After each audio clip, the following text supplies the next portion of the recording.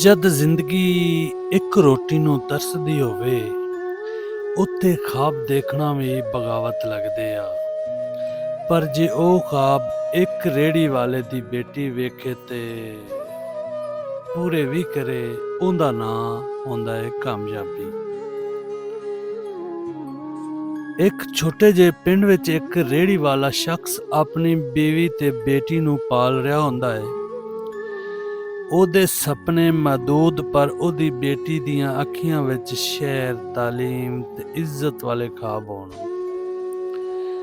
ਬੇਟੀ ਦੀ ਸੋਚ ਆਮ ਤੋਂ ਹਟ ਕੇ ਹੁੰਦੀ ਏ।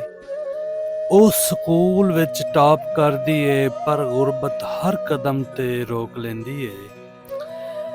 ਮਾਂ ਦੇ ਚੁੱਪ ਹੋਣ ਵਾਲੇ ਦੁੱਖ ਤੇ ਪਿਓ ਦੀ ਦਿਨ ਰਾਤ ਦੀ ਰੇਹੜੀ, ਉਹ ਉਹਨਾਂ ਦੀ ਦੁਨੀਆ ਹੋਵਣ।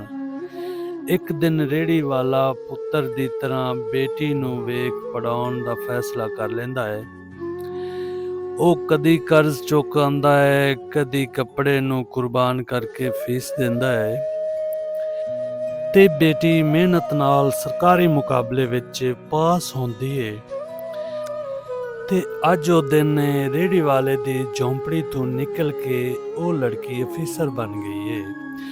ਵਰਦੀ ਵਿੱਚ ਮਾਂ ਨੂੰ ਤੇ ਪਿਓ ਨੂੰ ਗਲੇ ਲਾਇਆ, ਤੇ ਪਿਓ ਦੀਆਂ ਅੱਖੀਆਂ ਵੀ ਹੰਝੂਆਂ ਨਾਲ ਲਬਾਲਬ ਹੋਈਆਂ।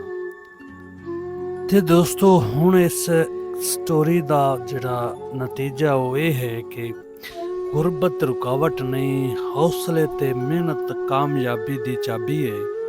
ਵਾਲਦੈਨ ਦੀ ਰੇਹੜੀ, ਮਿਹਨਤ ਜਾਂ ਪਸੀਨਾ ਤੁਹਾਡੇ ਖਾਬਾਂ ਦਾ ਰਾਸਤਾ ਰੋਕ ਨਹੀਂ ਸਕਦਾ।